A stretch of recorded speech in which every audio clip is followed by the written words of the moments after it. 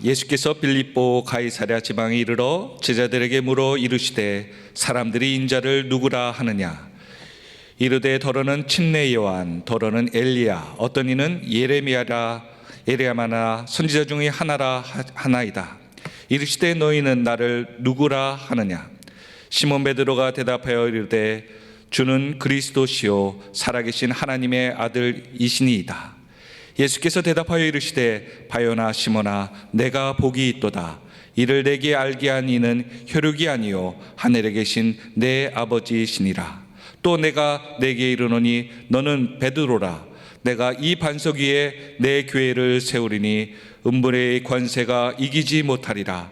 내가 천국 열쇠를 내게 주리니 내가 땅에서 무엇이든지 매면 하늘에서도 매일 것이요 내가 땅에서 무엇이든지 풀면 하늘에서도 풀리리라 하시고, 이에 제자들에게 경고하사 자기가 그리스도인 것을 아무에게도 이르지 말라 하시니라. 아멘.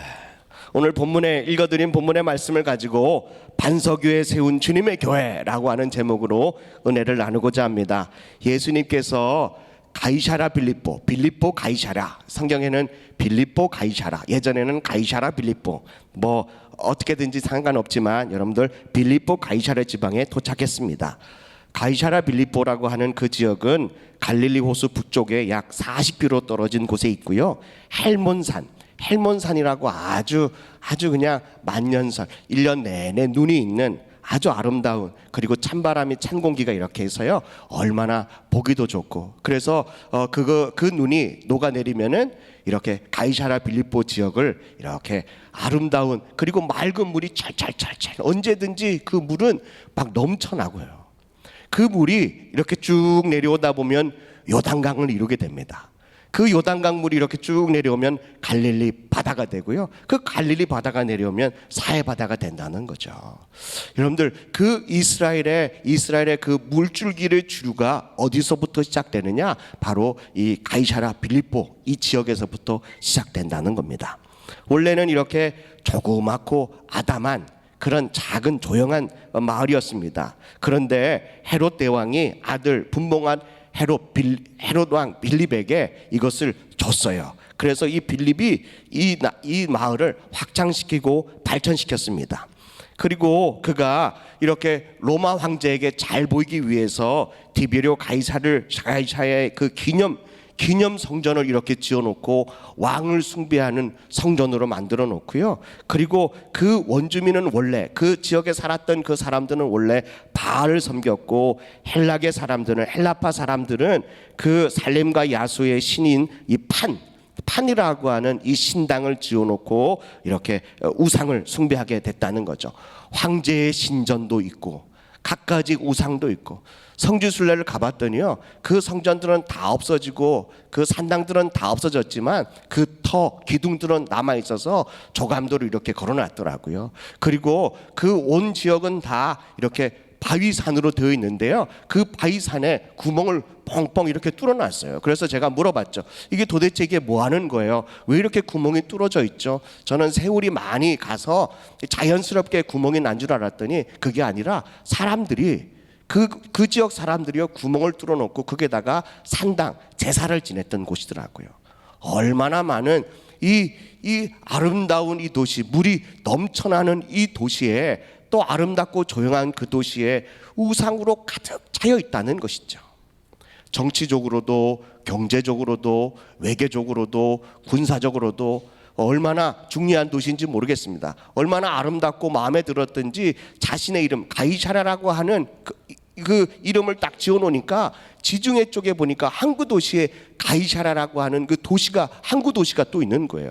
그러니까 이것을 구별하기 위해서 자신의 그 왕의 이름을 이렇게 분봉왕의 이름 빌립의 이름을 첨가해서요 빌립보 가이사랴 빌립보 이렇게 이름을 지었다는 거죠.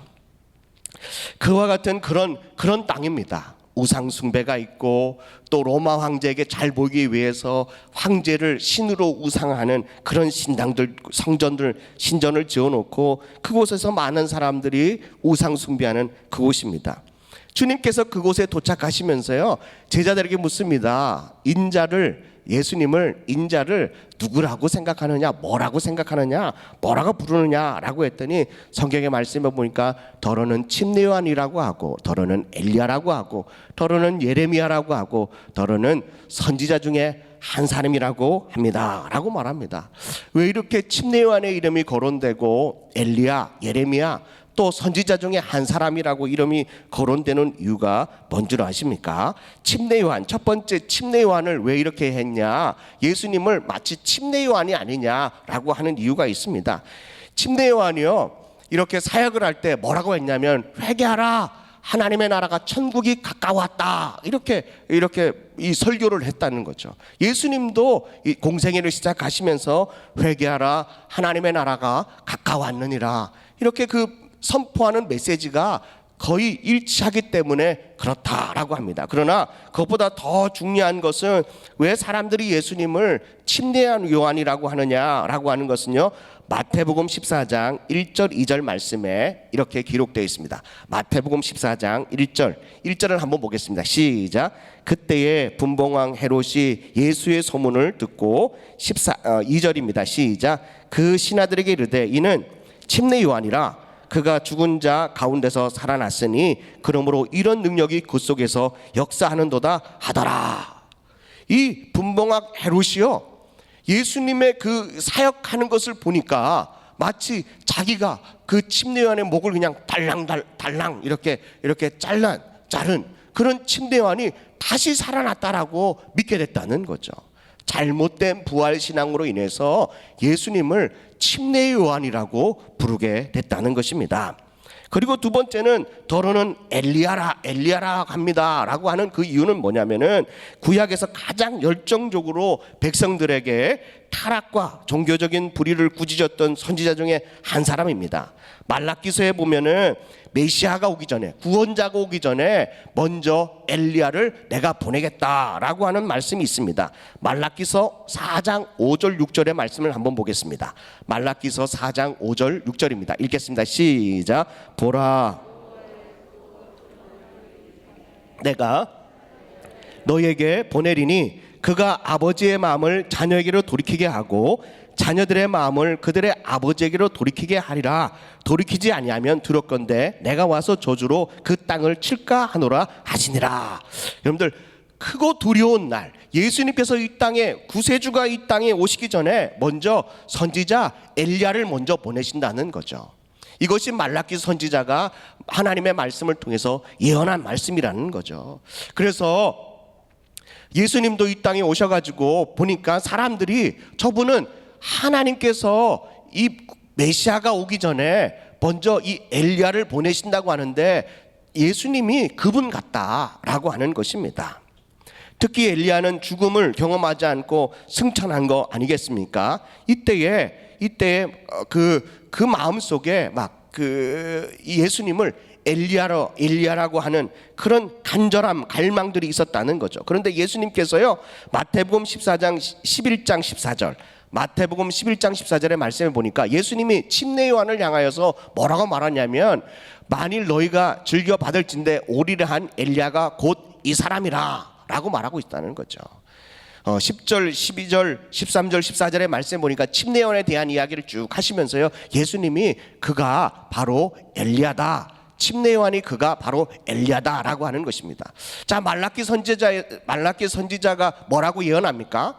예수께 구세주가, 그리스도가 오기 전에, 메시아가 오기 전에 누구를 보낸다고요? 한 선지자 엘리야를 보내는데 예수님께서 침례 요한을 향해서 뭐라고 말합니까?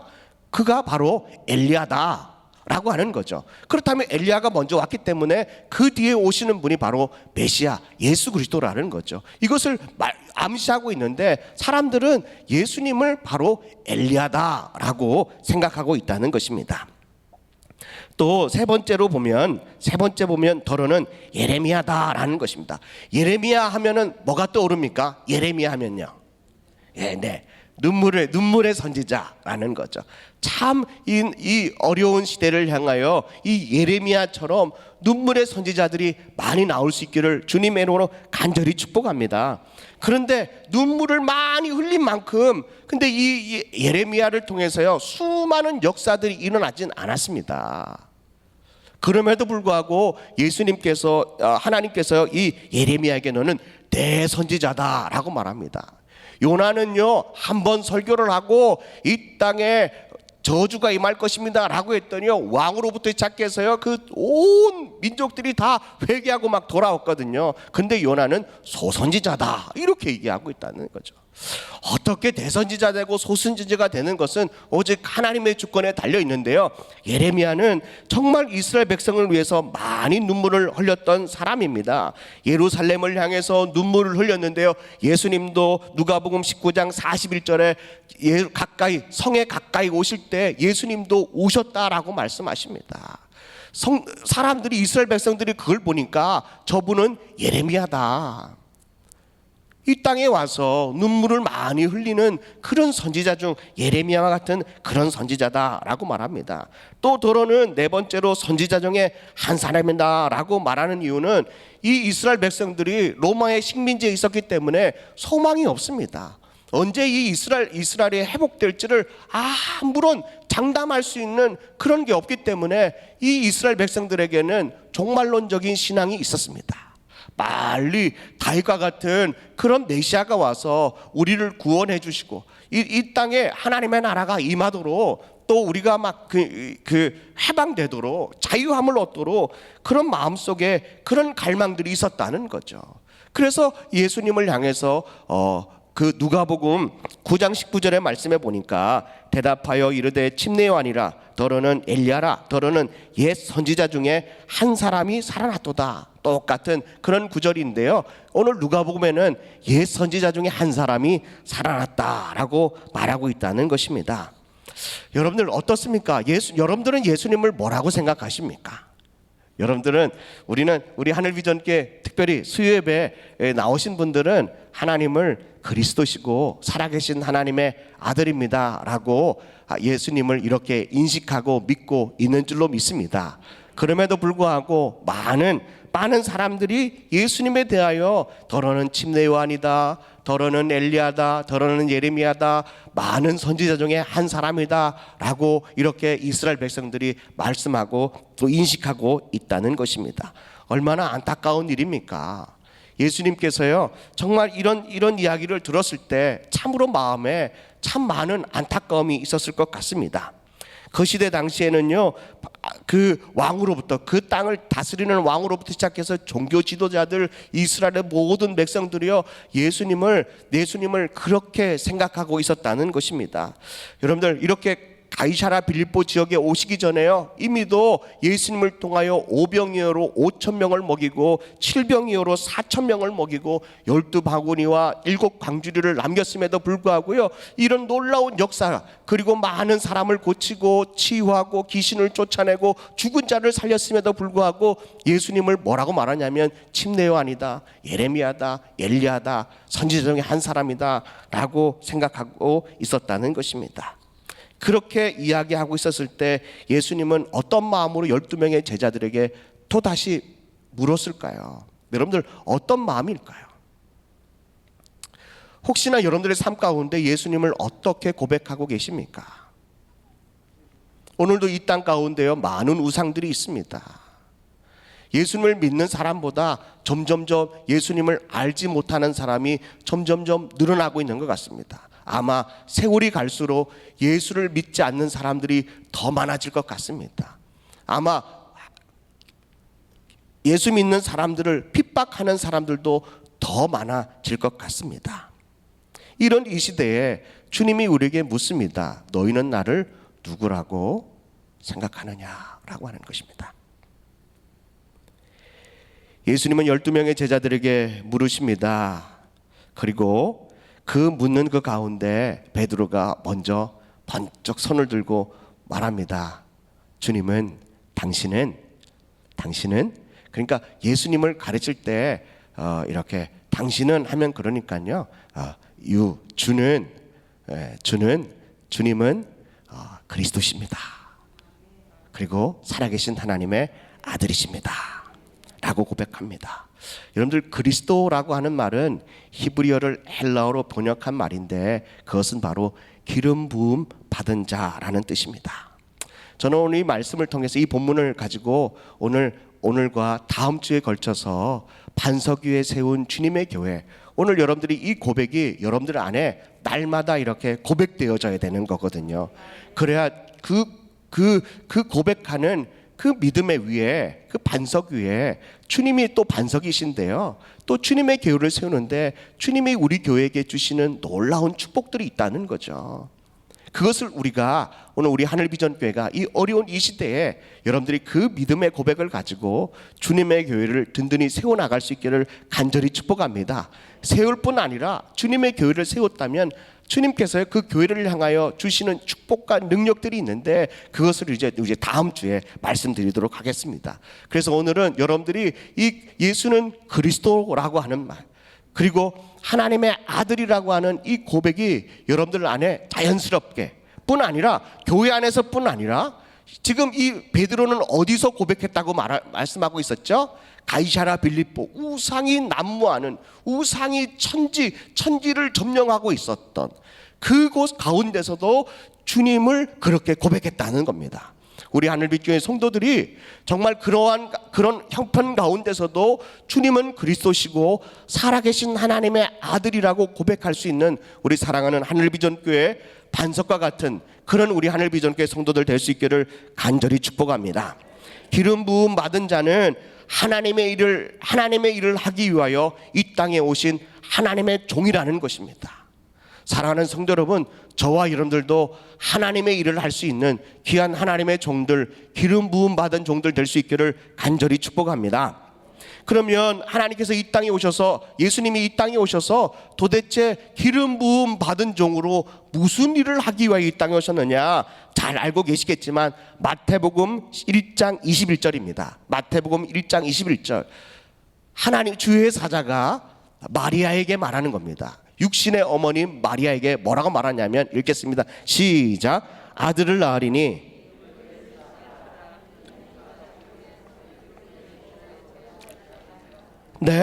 예수님께서 이 땅에 오신 이유가 뭐냐? 자기 백성을 그들의 죄에서 뭐 할 자이심이래요? 구원할 자라는 거죠. 예수님이 이 땅에 오신 이유는 우리가 죄 가운데 허덕이고 죄의 문제를 해결할 수 없어서 어찌할 수 없는 영원한 죽음의 그 늪에 빠질 수밖에 없는 우리가, 주님이 이 땅에 오셔가지고요, 그 죄 가운데서 자기의 백성들을 구원하기 위하여 이 땅에 오셨다는 겁니다. 그게 바로 그리스도라는 겁니다.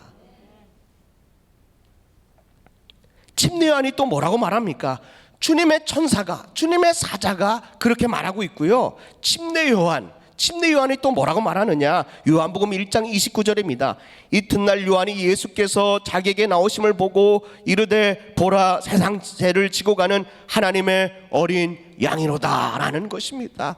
예수님은 이 땅에 오신 이유가 무엇이냐? 온 인류의 모든 죄를 자기가 그 죄를 지고 세상 죄를 지고 가는 하나님의 어린 양으로서 이 땅에 오신 줄로 믿습니다. 사랑하는 성도 여러분, 여러분들의 모든 그 무거운 짐들을 다 주님께로 증가하십시오. 주님께로 고백하십시오. 저는 어렸을 때요, 찬송가, 이런 찬송가를 참 좋아했어요. 무거운 짐을 나 홀로 지고 견디다 못해 쓰러질 때 불쌍히 여겨 구원해 주리 은혜의 주님 오직 예수.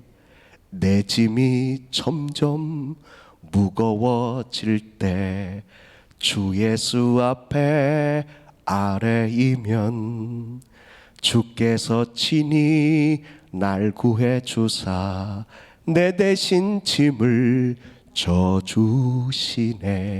아멘. 여러분들, 저는 어렸을 때부터 이런 찬송가를 참 좋아했어요. 그래서 사람이 좀 우울하고 그래요. 네, 늘 이렇게 무거운 짐이 늘 많았어요. 생각이 많고 고민이 많았어요. 그래서 늘 하루하루 살면 살수록 인생의 무거운 짐이 왜 이렇게 많은지 개오기만 하면 이 찬송가를 부르면서 많이 울었어요. 주님, 갈수록 무거워져요. 갈수록 무거워져요. 근데 저는 이 찬송가를 그냥 인간적인 감정으로만 불렀지 정말 내 인생의 짐을, 내 무거운 이 죄의 짐을 주님 앞에 증가한다는 것을 잘 모르고 살았던 것 같아요.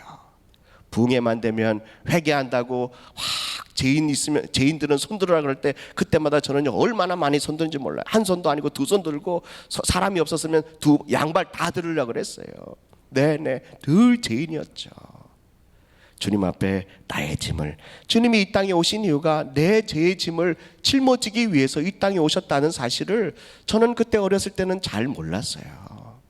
그런데 주님을 알고 나니까 제 짐이 점점점 무거워질 때 주님이 내 짐을 대신 져주시는데 그 은혜가 얼마나 감사한지, 그 은혜가, 그 축복이 얼마나 감사한지.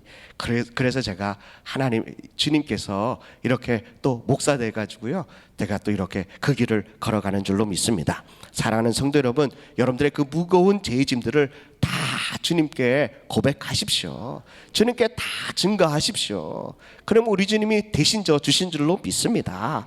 주님이 이 땅에 오신 이유가 바로 그것 때문에 왔다는 그런 겁니다. 마태복음 16장 22절의 말씀에 보니까 예수님이 직접 또 뭐라고 말씀하시냐면 16장 21절입니다. 16장 21절 읽겠습니다. 마태복음 16장 21절입니다. 요한복음을 찾았네요. 네네, 제가 읽겠습니다. 이때로부터 예수 그리스도께서 자기가 예루살렘에 올라가 장로들과 대제사장들과 서기관들에게 많은 고난을 받고 죽임을 당하고 제3일에 살아나야 할 것을 제자들에게 비로소 나타내셨다라고 말씀하십니다. 주님께서요, 이제 나도 많은 고난을 받고 죽임을 당하고 내가 3일 만에 부활할 거다라고 하는 것입니다. 사랑하는 성도 여러분, 예수님의 기름 부음 받은 그리스도가 이 땅에서 뭘 하길 위해서 오셨냐? 바로 우리의 죄를, 우리의 인생의 죄를 짊어지기 위하여, 그 죄의 문제를 해결하기 위하여 이 땅에 오셨고, 그래서 그걸 통하여 믿음의 사람들이, 하나님의 자녀들이 죄 속에서 해방하여서요, 정죄함이 없는 그런 자유함을 가지고 살라고 우리 주님이 그것을 끊어내시려고 이 땅에 오신 줄로 믿습니다. 사랑하는 성도 여러분, 그런 기쁜 마음을 가지고, 감격스러운 마음을 가지고 날마다 여러분들이 예수님은 그리스도십니다. 예수님은 나의 구세주십니다. 예수님이 나의 메시아십니다 라고 하는 것을 날마다 고백할 수 있기를 주님의 이름으로 간절히 축복합니다. 두 번째로 베드로는 주는 그리스도시다 하고 고백하시면서요, 두 번째 고백하는 정말 중요한 것이 뭐냐면 주님은 하나님의 아들입니다 라고 고백합니다. 예수님께서요, 어느 마을을 지나가시는데요, 더러운 귀신 들린 사람이 뭐라 그러냐면, 귀신도 뭐라 그러냐면 하나님의 아들이시여 라고 말합니다. 여러분들, 악한 원수 마귀도 예수님이 하나님의 아들임을 고백합니다. 그런데 이스라엘 백성들을 예수님을 하나님의 아들이라고 좀처럼 인정하지 않는다는 거죠. 믿으려고 하지 않는다는 겁니다. 요한복음 10장 30절의 말씀을 보겠습니다. 요한복음 10장 30절. 예수님이 이것 때문에 고난을 당하고, 이것 때문에 죽을 뻔했어요. 이 말 한마디 때문에. 읽겠습니다. 시작. 나와 아버지는 하나니라 하신대. 이 말씀을 하고 나니까요, 유대인들이요, 갑자기 돌을 들여서 예수님을 치료했다는 거죠. 나와 하나님은 하나다라고 하는 겁니다. 그러면서요, 너희가 왜 내가 하나님과 하나다라고 하는 것을 왜 믿지 못하느냐라고 하는 것입니다. 근데 유대인들이요, 이거는 신성모독이다. 네가 하는 일이, 예수님이 하는 일에 대해서는 너희가 잘못이 없다, 오히려 너무 좋다, 선한 일이다. 그러나 왜 우리가 너를 신성모독이라고 하면 너는 하나님과 하나라고 했기 때문에 그 말 때문에 그렇다라고 합니다. 그런데 요한복음 10장 36절의 말씀 보니까요, 하물며 아버지께서 거룩하게 하사 세상을 보내신 자가 나는 하나님의 아들이라 하는 것으로 너희가 어찌 신성모독이라 하겠느냐. 37절입니다. 38절은 우리 다 같이 읽겠습니다. 시작. 만일 내가 내 아버지 일을 행하지 아니하거든 나를 믿지 말려니와. 38절입니다. 내가 행하거든 나를 믿지 아니할지라도 그 일은 믿으라. 그러면 너희가 아버지께서 내 안에 계시고 내가 아버지 안에 있음을 깨달아 알리라 하시니라는 것입니다. 어떤 분은 그렇게 얘기해요. 만약에 우리도 예수님이 그때 사역하던 그 당시에 있었을 때 예수님이 이 땅에 오셔가지고 내가 예수다, 내가 그리스도다, 내가 메시아다라고 하면은 믿을 사람이 한 사람도 없다 이렇게 얘기하는 거예요. 만약에 예수님이 그때 오지 않고 지금 오셨다고 생각해 보세요. 내가 메시아다. 그런데요, 우리가 말씀을 좀 알면 금방 그분이 메시아 그리스도인지를, 하나님의 아들인지를 알 수 있다는 겁니다. 왜요?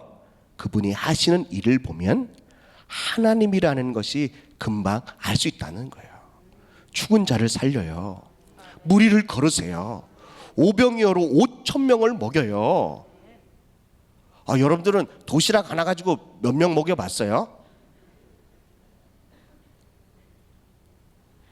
예수님이 무리를 걸으셨다니까요. 여러분들은 무리로 걸을 수 있으세요? 자유형만 해도요, 와 대단하다 그래요. 바닷가에서요. 근데 예수님이 무리를 걸으세요. 하나님이니까 무리를 걷는 거예요. 저는 우리 아버지 아들이니까 무리를 못 걷고요, 수영해서 가야 돼요. 그것도 1m도 못 가가지고 숨이 콱콱콱 막혀요. 그게 인간이에요. 여러분들 3일 동안 몸이 다 썩었는데요, 나사로야 나오라 그랬더니요, 어떻게 했대요? 이걸 동인체 콩콩콩 하고 났대요. 그때부터 콩콩콩이 있었나 봐요. 사랑하는 성도 여러분, 주님이 하시는 일을 보면 어느 누구도 그분이 하나님의 아들이라는 것을 우리는 다 할 수 있다는 거죠. 그런데 이스라엘 백성들은 당체 믿으려 하지 않았다는 것입니다. 우리 하늘비전교회 성도들이 주님이 하시는 일을 통하여서 그분은 예수 그리스도시다, 그분이 나의 구세주시고 메시아다라는 것, 그리고 하나님의 아들이라는 사실을 여러분들 꼭 신뢰할 수 있기를 간절히 축복합니다.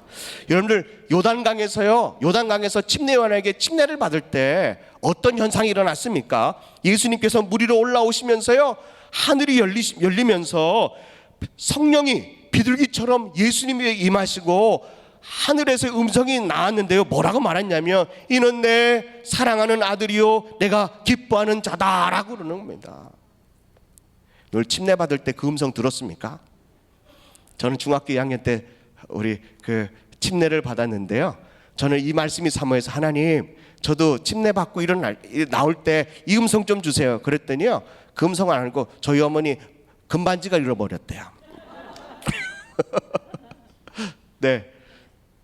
그때 얼마나 마음이 좀 그렇던지요. 그때는 이제 시골에서 있으니까 막 침례하면 온 교인이 다 모여가지고요, 침례 그 강가에서 침례 받는 모습을 보고 아멘 축하해주고 박수 쳐주고 막 이렇게 기도해주고 안아주고 막 그랬거든요.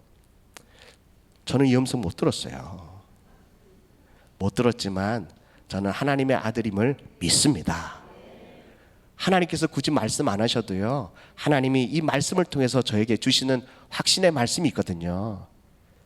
예수님을 영접하는 자, 곧 부르심을 받는 자에게는 하나님의 자녀가 되는 뭘 주셨어요? 권세를 주셨거든요. 사랑하는 성도 여러분, 하나님께서 직접 예수님에게 말씀하세요. 이는 내가 사랑하는 자고 내가 기뻐하는 아들이다 라고 하는 것입니다. 많은 사람들이 그 음성을 들었는데도 불구하고 예수님을 하나님의 아들이라는 사실을 인정하지 않으려고 한다는 것입니다. 이 시대도 마찬가지입니다. 예수님이 유일한 구원자십니다 라고 아무리 외쳐도 들으려고 하지 않습니다. 믿으려고 하지 않습니다. 하나님의 아들을 통해서, 여러분들을 통해서 많은 선한 역사들을 일어남에도 불구하고 기독교가 진리라고 하는 것, 이 말씀이 진리라고 하는 것을 세상 사람들은 보고도 믿으려고 하지 않는다는 것입니다. 사랑하는 성도 여러분, 하늘빛정의 성도들도 오늘 이 본문의 말씀을 통해서 여러분들의 마음이 절대로 흔들리지 않기를 주님의 이름으로 간절히 축복합니다. 요한복음을 기록한 이유를 뭐라고 말하냐면, 요한복음 20장 30절의 말씀 보니까 오직 이것을 기록함은 너희로 예수께서 하나님의 아들 그리스도이심을 믿게 하려 함이라. 또 너희로 믿고 그 이름을 힘입어 생명을 얻게 함이다라는 것이죠. 여러분들 이 성경을 쓴 이유가, 특별히 요한복음을 쓴 이유가 뭐냐면 예수님이 하나님의 아들이고 그리스도라는 것을 믿게 하기 위해서 이 성경을 썼다는 거죠. 그리고 그 이름을 힘입어서 생명을 얻도록 하기 위하여 이 말씀을 썼다는 것입니다. 예수님이 그리스도요, 하나님의 아들임을 고백하는 성도들마다 여러분들 주어지는 축복이 있는데 그것이 바로 영생의 축복이라는 거죠. 마가복음은 이렇게 시작합니다. 마가복음 1장 1절에 많이 말씀해 보면요, 하나님의 아들 예수 그리스도의 복음의 시작이다라는 거죠. 마가는 뭐라고 고백합니까? 예수님을요, 하나님의 아들, 그리고 그분은 그리스도다라고 말하고 있다는 것입니다. 여러분들 오늘 많은 주님을 만난 사람들은 예수님을 그리스도요, 하나님의 아들이라고 고백한다는 거죠. 저는 마가복음을 참 좋아하는데 1장 1절에 보니까 하나님의 아들 예수 그리스도의 복음의 시작이다라는 거죠. 예수님은 하나님의 아들인 것과 그분이 그리스도라는 것을 믿고 신뢰하면 뭐가 시작된다고요? 복음이 시작되는, 복음이 뭡니까? 기쁜 소식이라는 거죠. 여러분들이 이 두 가지의 사실을 여러분들이 믿고 신뢰하면 여러분들의 인생 가운데 슬픔과 고난과 고통이 있던 그 인생이 이제는 종식이 되고 기쁨의 인생으로 변화될 줄로 믿습니다. 복음이 시작될 줄로 믿습니다. 여러분들의 가정에 밝음이 시작될 줄로 믿습니다. 치료가 시작될 줄로 믿습니다. 죽음의 영이 떠나고 생명이 임함으로 여러분들 주님과 함께 동행하는 그런 천국 같은 삶이 시작되는 줄로 믿습니다. 바울 되기 전에 사울이요, 예수님은 그리스도요, 하나님의 아들이라 이렇게 고백하는 사람들마다 잡아가지고요 다 죽이려고 했어요. 감옥에 가두려고 했어요. 그래서 그가요 그 문서를 가지고 막 당당하게 그냥 이렇게 잡으려고 가는 그 도중에 다메섹 도상에서요 예수님을 만나게 됐다는 거죠. 누구냐고 묻는 그 사울 청년의 음성에 우리 주님이 뭐라고 말씀하십니까? 내가 핍박하는 예수다. 그가 앞에 눈이 가려지고 난 이후에 그가 하나님 앞에 늘 금식하며 기도하기 시작했습니다. 주의 종이 기도하고 나니까요 눈의 비늘이 다 벗겨지고 나니까 그 사울이 뭐라고 고백한 줄 아십니까? 말씀해 보니까요 사도행전 9장 20절의 말씀해 보니까 즉시로 각 해당에서 예수가 하나님의 아들이심을 전파하기 시작했다는 거예요. 핍박했던 그가, 박해했던 그가, 고소하고 고발하려고 했던 그가 하루아침에 부활하신 예수님을 만나고 나니까요 그가 변화되고 난 이후에 각 회당으로 가서요 예수님은 하나님의 아들이십니다 라고 증거하기 시작했다는 거죠. 사랑하는 성도 여러분, 여러분들 예수님이 하나님의 아들이라고 선포할 때 어떤 일이 일어나는 줄 아십니까? 9장 21절의 말씀 보니까 듣는 사람들이 다 놀라 말하되 이 사람이 예루살렘에서 이 이름을 부르는 사람을 뭐라든 하는 자가 아니냐, 여기 온 것은 그들을 결박하여 대제사장에 끌고 가고자 함이 아니냐 하더라. 듣는 사람도요 막 이게 마음이 막 혼란되는 거예요. 그저께는 막 그냥 죽이겠다고 하던 사람이요 이제는 지금은 예수님이 하나님의 아들이라고 말하니까 이 듣는 사람들 막 헷갈리는 거예요. 이게 함정이 아닌가 그랬는데요 22절의 말씀에 보면 사울은 힘을 더 얻었다는 거죠. 여러분들 하나님의 아들이라고 고백하면 핍박이 찾아와요. 시험이 찾아와요. 그걸 못하도록 막 이렇게 절제하도록 찾아온다니까요. 억압하도록 막 찾아온다니까요. 그런데요 사울은 어떻게 했대요? 더 힘을 얻었대요. 사랑하는 성도 여러분, 여러분들 더 힘을 얻을 수 있기를 주님의 이름으로 간절히 축복합니다. 정말 우리가 쉽게 고백할 수 있는 주님은 그리스도시고 살아계신 하나님의 아들입니다라고 이 고백할 수 있는 것들을 세상에 나가서 고백하면 많은 사람들이 우리를 핍박하고 조여온다니까요. 그럴 때 더 힘을 얻으십시오. 사울이 더 힘을 얻어서 예수를 뭐라고 그래요? 그리스도라 증언했다는 거죠. 그랬더니 다메섹에 있는 유대인들이 막 당혹했다는 겁니다. 사울이 이 바울 되기 전 사울이요 그와 같은 이런 모습으로 변화됐다는 거죠. 저는 우리 하늘비전교회 성도들도 그렇게 변화된 줄로 믿습니다. 변화된 삶으로 여러분들 더 힘을 얻어서 예수님이 구세주 메시아라고 하는 사실을 날마다 힘을 얻어 증거할 수 있는 하늘비전교회 성도들 될 수 있기를 주님의 이름으로 간절히 축복합니다. 이 진리를 깨닫고 나니까, 예수님의 그 음성을 듣고 나니까요, 여러분들 어느 상황에서 그런 얘기를 했다고요? 정치적으로도 경제적으로도 외교적으로도 그냥 이 우상이 팽배했던, 예수님을 그리스도요 하나님의 아들이라고 고백하는 사람은 아무도 없는 그 현장 가운데 12명의 제자들에게 그 중에 한 사람 베드로가 고백했다는 겁니다. 그랬더니요 그 이야기를 듣고 그 고백을 듣고 나니까 예수님이 막 어찌할 줄 몰라가지고 바 요나 시모야, 요나의 아들 시모나 내가 복되도다라고 말하는 것입니다. 여러분들 무엇을 가지고 여러분들 주님이 주시는 복을 받기를 원하십니까? 어떤 것으로 복을 받기를 원하십니까? 베드로가 성전을 건축했습니까? 교육관을 줬습니까? 기도원을 줬습니까? 뭘 했습니까? 뭐 선교를 했습니까? 아무것도 한 것이 없는데요, 그저 그는 주는 그리스도시고 살아계신 하나님의 아들입니다라고 고백하는 그 순간에 예수님의 그 고백에 복을 주셨다는 겁니다.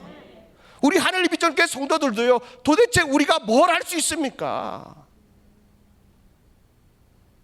연약한 우리들이 뭘 할 수 있습니까? 그러나 주님이 우리에게 어떠한 이야기를 듣고 싶어 하시는 겁니까? 주는 그리스도십니다. 하나님의 아들이십니다. 여러분들 이런 고백을 통해서 주님께서 우리에게 주시는 복을 받을 수 있기를 간절히 축복합니다. 바요나 시모나 내가 복이 있도다라는 것입니다. 복이 있도다. 난 우리 하늘비전교회가 복이 있는 성도들 되기를 축복합니다. 그냥 여러분들 그냥 이렇게 남 얘기나 하고 뭐 이런저런 세상적인 얘기나 하고 이런 걸 통해서 복을 얻는 게 아니에요. 복 있는 성도들은 주님이 그리스도십니다. 집사님 나 요즘 너무 힘들어요. 권사님 저 너무 힘들어요. 너무 어려워요.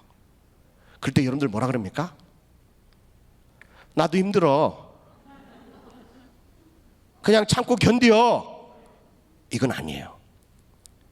저 너무 힘들어요. 주님이 구세주야. 우리 예수님은, 우리 하나님은 죽은 자의 하나님이 아니라 산 자의 하나님이셔. 이게 복되다는 거예요. 오늘 여러분들 안에서 여러분들만 고백하는 것이 아니라 힘들어하는 성도들에게요 찾아가서 믿지 않는 세상 사람들에게 찾아가서 그 복음을 전하는 것입니다. 그럴 때 복이 임하는 줄로 믿습니다. 이것은 사람이 가르쳐 주는 게 아니라 하나님이 가르쳐 주시는 거예요. 이거는 누가 시켜서 하는 게 아니에요. 시켜서 할 수도 없는 일이에요. 사랑하는 성도 여러분, 우리 주님께서 우리 하나님 아버지께서 가르쳐 주시는 것, 깨닫게 하는 것, 이것을 통해서 여러분들 복이 있을 수 있기를 간절히 바랍니다. 기도하면서요 주님이 나에게 주시는 영감이 있어요. 주님이 나에게 주시는 감동들이 있어요. 그걸 통해서요 고백하십시오. 주님이 그걸 기뻐하시는 거예요. 주님이 그것을 복되다고 말씀하시는 거예요. 이거는 사람이 가르쳐 주는 게 절대로 아니에요. 하늘에 계신 아버지께서 가르쳐 주시는 것이다 라는 거 하시는 겁니다. 그리고 주님의 교회를 세우는데요 주님께서 너에게 뭐라고 말하냐면 음부의 권세라 이기지 못할 거다. 내가 천국의 열쇠를 주겠다. 저는 다음 주에 하도록 하겠습니다.